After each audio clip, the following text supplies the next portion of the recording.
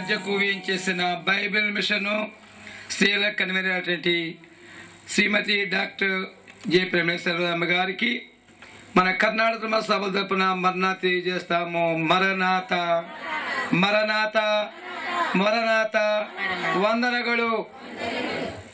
అలాగనే మరి మన మధ్యకి వేయించేసినటువంటి శ్రీమతి పిఎం సెల్వాయమ్మ గారు కూడా సభ తరపున కర్ణాటక మరణా తెలియజేస్తాము. అందరు మరణాత. మరి స్త్రీలో కన్వీనటువంటి శ్రీమతి డాక్టర్ సెల్వమ్మ గారు మరి కొన్ని మాటలు చెప్పిన తర్వాత రెండవ వాక్య ఉపదేశంలో మనం వెళదాం. అమ్మగారు మాట చెప్పిన తర్వాత సెల్వాయమ్మ గారు వాక్య సందేశం అందిస్తున్నట్టుగా వారిని ఆహ్వానిస్తూ ఈ సమయాన్ని వారికి అప్పగిస్తూ ఉన్నాను. మా మధ్యకు వచ్చినందుకు మరణాత, మమ్మల్ని ప్రేమించి వాక్య సందేశిస్తున్నందుకు మరణాత. చక్కని సందేశములను వింటూ ఉన్నారు. మీకు కలిగిన ఆకలిని బట్టి ఆసక్తిని బట్టి చాలా ఆనందిస్తూ ఉన్నామండి. మరి చక్కని వాతావరణాన్ని ప్రభు మనకు అనుగ్రహించారు గనుక మరి ఇప్పుడు అమ్మగారు మనకు తెలియచేయనైనా వాక్య వర్తమానమును మీరు జాగ్రత్తగా వినాలని మనవి చేస్తున్నాను. మరణాత. చిన్న ప్రార్థన చేసుకుందామండి. దేవుని తలంచుకుందాము. దేవుణ్ణి ముఖాముఖిగా చూచిన భక్తులు ఎందరో ఉన్నారు. అలాంటి గొప్ప భక్తులు మన ఎదుట ఉంటుండగా కనబడనంత అదృశ్యమైన లోకములో నుండి మన మధ్యకు వచ్చి దేవుడును పరిశుద్ధులను దైవజనులను దేవదూతలను మహారుషులను మన ఎదుట ఉన్నారు. నా దేవుడు, నా ప్రాణ స్నేహితుడు, నా రక్షకుడు నా మధ్యకు వచ్చి ఉన్నాడు. నన్ను చూడ్డానికే వచ్చాడు. నేను ఆయననే చూస్తాను. నా పద్ధతి అంతా దేవుని మీద ఆధారం చేసుకుని ఆయన ఎలాగునా తన అంతరంగం అంతా విప్పి రాజు యొక్క చరిత్రలో చాలా గొప్ప సంగతులు వ్రాయబడి ఉన్నవి. ఈ రాజుల గ్రంథం రాకముందు సమూయేలు అనే ప్రవక్తకు ముందుగా న్యాయాధిపతుల గ్రంథం వ్రాయబడి ఉంది. ఈ న్యాయాధిపతుల కాలంలో దేవుని మాట వినేవారు బలవంతులైన ఆత్మచేత దేవుని సన్నిధిలోనికి వచ్చిన వారు కొందరు ఏర్పాటులోనికి వచ్చి దేవుని పనిచేసి వారి కార్యక్రమాలను ముగించుకుని వెళ్ళారు. దేవుని పనికి అక్కరకు రాని వారు కూడా ఉన్నారు. అలా ఉన్నవారు నెమ్మదిగా దిగిపోయారు. దేవుని పనిలో నిలబడి దేవునికి బలమైన పని చేసి ఆజ్ఞానుసారముగా నడిచిన వారు మాత్రమే దేవుని చేత బలపరచబడి ఆయన సంఘాన్ని సరిదిద్దిన సంగతి మనం న్యాయాధిపతుల కాలంలో వినిన వారు వినని వారు రెండు తెగల వారిని చూస్తున్నాం. అదేవిధంగా న్యాయాధిపతుల గ్రంథం దాటిన తర్వాత రాజుల గ్రంథం వచ్చేటప్పటికి ఈ రాజుల గ్రంథంని దేవుడు సమూయేలు కొరకు ఆపు చేశాడు.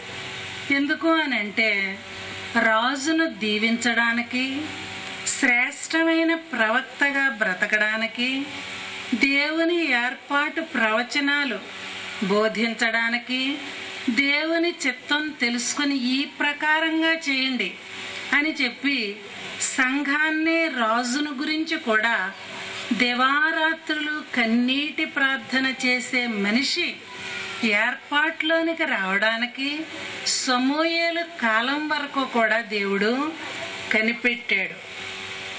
అలాంటి కాలంలో సమూయేలు వచ్చే వరకు కూడా దేవుడు కొంచెం కొంచెం కాలాలను ఏర్పాటు చేసుకొని న్యాయాధిపతులను నియమించడం జరిగింది. ఆ న్యాయాధిపతుల కాలంలో ఎందుకు దేవుడు ఊరుకున్నాడు అని మనం ప్రశ్నించడానికి కూడా అక్కడ వృత్తాంతములు వ్రాయబడి ఉన్నవి. కానీ దేవుడు ఏర్పాటు చేసుకున్న మనిషి సరిగ్గా ఆ స్థలానికి రావడానికి దేవుడు ఏర్పాటు చేసిన కాలం ఉంది. ఆ కాలం వచ్చే వరకు కూడా ఆయన కనిపెట్టడం మనం చూస్తున్నాం. మనకు దేవుని కాలాల కొరకు కనిపెట్టడం కొన్నిసార్లు అర్థం కాకపోవచ్చును. అర్థం కానంత మాత్రం చేత దేవుడు ఊరుకున్నాడు అని మనం అనుకోకూడదు. అయితే సమూయేలు సరిగ్గా వచ్చేటప్పటికి దావీదు సింహాసనం మీదకి ఎక్కక ముందుగా సౌలును దేవుడు రాజ్యాధికారిగా చేశాడు. సౌలును ఎందుకు ముందు చేశాడు అని గనక ప్రశ్నిస్తే, అసలు యోధా అనే వంశం, ఆ గోత్రం రాజుల గ్రంథంలో ఎక్కవలసిన గోత్రం. కానీ ఆఖరవాడు మరి బెన్యామీను గోత్రంలో నుండి ఈ సౌలు బయటకు వచ్చాడు. బెన్యామీను గోత్రం రాజరకానికి దేవుని ఏర్పాట్లో లేదు. అయినప్పటికీ సౌలు ఆ గోత్రంలో నుండి బయటకు వచ్చాడు. దేవుని చిత్తంలో సమూయేలుకు బయలుపడినందువలన, ఇశ్రాయేలీలు రాజును కోరుకున్నందువలన వారు చేసిన పని ఏంటంటే దేవుని ఏర్పాటు సౌలు మీదకు వెళ్ళింది. సౌలు మీదకు వెళ్ళినందువలన సౌలు రాజుగా తైలాభిషేకం చేయబడ్డాడు. దేవుని ఏర్పాట్లో లేని మనుషులకు తలంపులలో తేడాలు వస్తాయి. ఆ తేడా తలంపే మనం పూర్తిగా అవగాహన చేసుకుని ఇది దేవుని ఏర్పాటులో ఉన్న తలంపు కాదు గనక ఈ వ్యక్తి ఏర్పాట్లో నుండి తప్పించుకున్నాడు అని తెలుసుకోవాలి. అయితే దేవుని ఏర్పాట్లో ఉన్న మనిషికి అడ్డు రాకుండా ఉండే నిమిత్తము ఆ వ్యక్తికి బోధ వినిపించి ఇతన్ని ఉపమానంగా ఉంచడం కొరకు దావీదు కంటే ముందుగా సౌలును రాజుల వరుసలోనికి తెచ్చారు. అయితే సౌలు మనసంతా దేవుని మీద ఉండాలి. ఈ రాజ్యం, ఈ అధికారం యావత్తూ కూడా దేవునిది గనక దేవుని మీద ఉండవలసిన దానికి బదులుగా రాజ్యం మీదకు మళ్ళింది. ఎప్పుడైతే రాజ్యాధికారం మళ్ళిందో అతని చివరి మాటల్లో తన కుమారునితో చెప్పాడు. ఏమనంటే, చూడు, నువ్వు దావీదుని ఎందుకు సమర్థిస్తున్నావు? ఈ రాజ్యాధికారం తీసుకోవడానికి, రాజుగా అవడానికి దావీదు ముందుకు దూసుకొస్తున్నాడు. ఆ కారణం చేత నీ వంశం, నీ రాజ్యం ఉండదు. అందుచేత నేను ప్రయత్నం చేసేదేంటంటే దావీదు అనే నా ఏర్పాట్లో, దేవుని ఏర్పాట్లో ఉన్న మనిషి ఈ సింహాసనం మీదకి ఎక్కకుండా నా కుమారుడు ఎక్కాలి అనే ఉద్దేశం సౌలుకున్నందువలన మరి సౌలు తన కుమారునితో గట్టిగా మాట్లాడడం చివరి టైంలో మనకి దావీదుకు ముందుగా కనిపిస్తూ ఉంటుంది. తైలాభిషేకం అవ్వకముందు దావీదు సంపూర్ణ స్వతంత్రత ఉండేది. ఎక్కడ కూర్చున్నా, ఏం తిన్నా, ఏం త్రాగినా అతన్ని పట్టించుకునే వాళ్ళు ఉండేవారు కాదు. కానీ దేవుడు తైలాభిషేకం ఎప్పుడు చేశాడో దేవుని కన్ను దావీదు మీదే ఉంది, సైతాను కన్ను కూడా దావీదు మీదే ఉంది. దేవుణ్ణి తను ఎలాగో సింహాసనం ఎక్కించాలా అనే ఉద్దేశం దేవుడికి, ఇతన్ని ఎలాగో పడగొట్టాలా అనే ఉద్దేశం నిమిషం కూడా సైతాను వెంటాడడంలో కనబడుతూ ఉన్నది. దేవుని ఉద్దేశంలో ఉన్న వ్యక్తిని పైకి తేవడానికి అతి రహస్యంగా, నిజమైన మనస్సుతో, యథార్థమైన హృదయంతో వెంబడించేవారు కొద్దిమంది. కానీ సైతాను మనసులో ఎవరున్నారో వారు సౌలుని వెంబడించడం, దేవుని యొక్క వాక్కును కొట్టేసి కూడా అనేక మంది ఉండడం ఆయన రాజ్యంలో మనం చూస్తూ ఉన్నాం.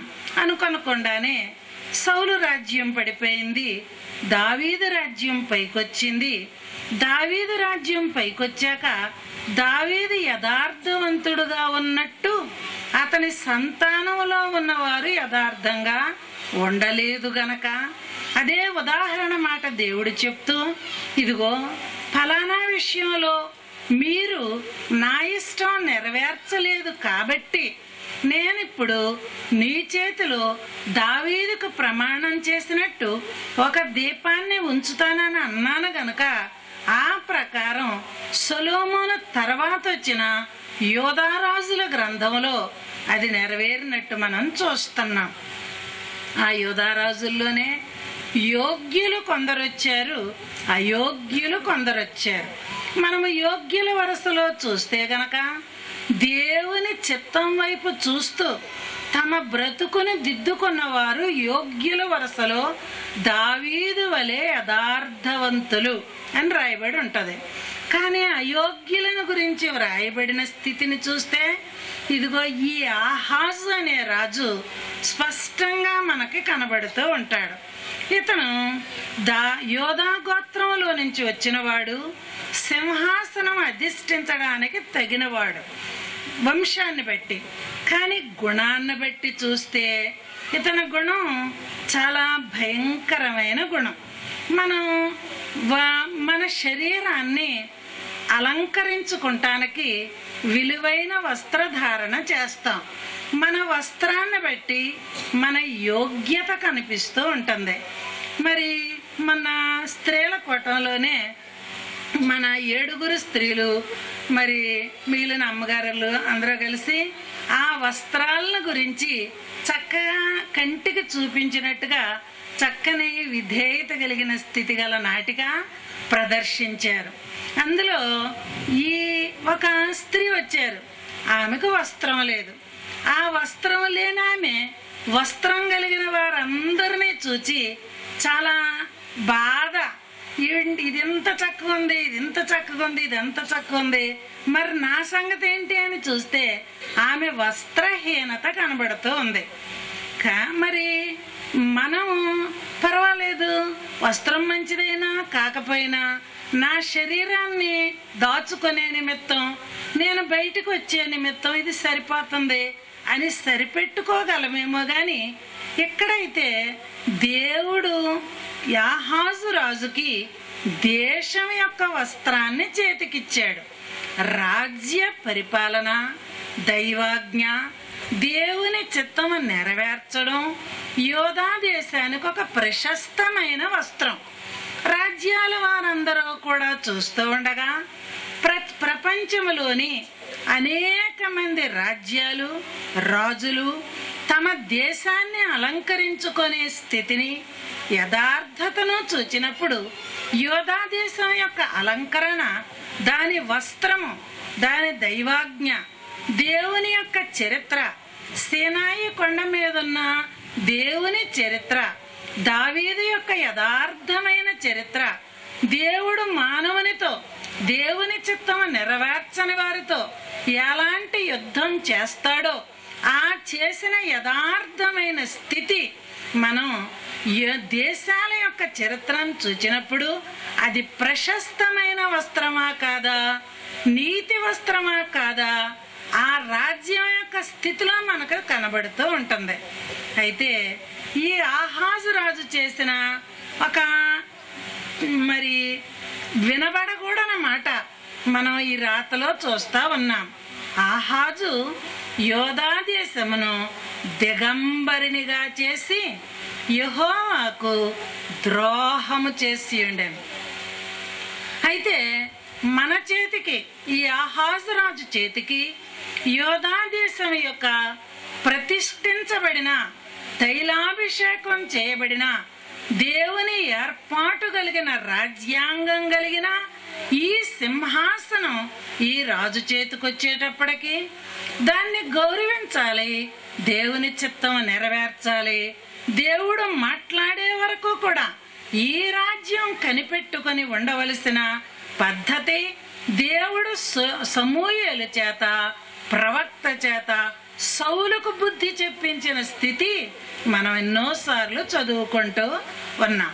కానీ ఏర్పాటులో నుండి వచ్చిన ఈ ఆహాజు కూడా జాగ్రత్త పడి ప్రభువుతో కూర్చుండేలాగున ఆ పెండ్లి వస్త్రమును ధరించుకునే మహాభాగ్యమును మరి ఆహాజు పోగొట్టుకున్నట్టు మనం పోగొట్టుకొనక దావీదు రాబట్టుకున్నట్టు మనం కూడా రాబట్టుకొని కష్టకాలములో, ఇబ్బంది కాలములో, కరువు కాలములో, వేదన కాలములో, వ్యాధి కాలములో దేవునికి మహిమ కలిగిన మంచి మాట మన మాటల యందు, మన బ్రతుకునందు దేవుడు ఘనపరచబడే రీతిగా ఉండే స్థితి ప్రభు తండ్రి మనకు దయచేయునుగాక.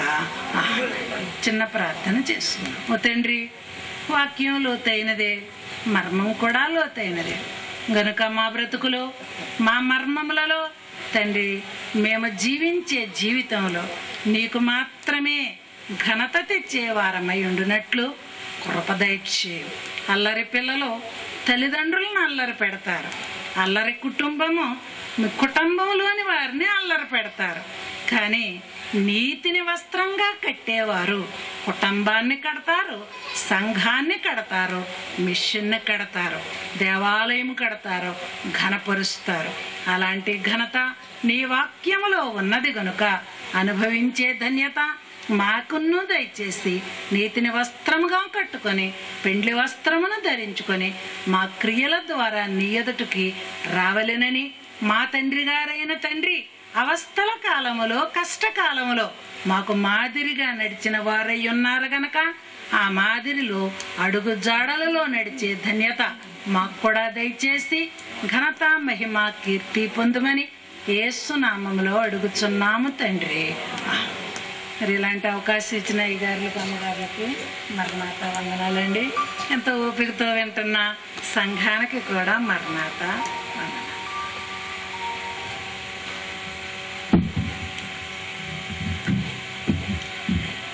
మరి ఇంతవరకు మన మధ్య గొప్ప వాక్య సందేశం అందించిన పిఎం శివరాయమ్మ గారికి మరి సభల తరపున, కర్ణాటక తరపున మరణాలు తెలియజేస్తూ ఉన్నాము. మరి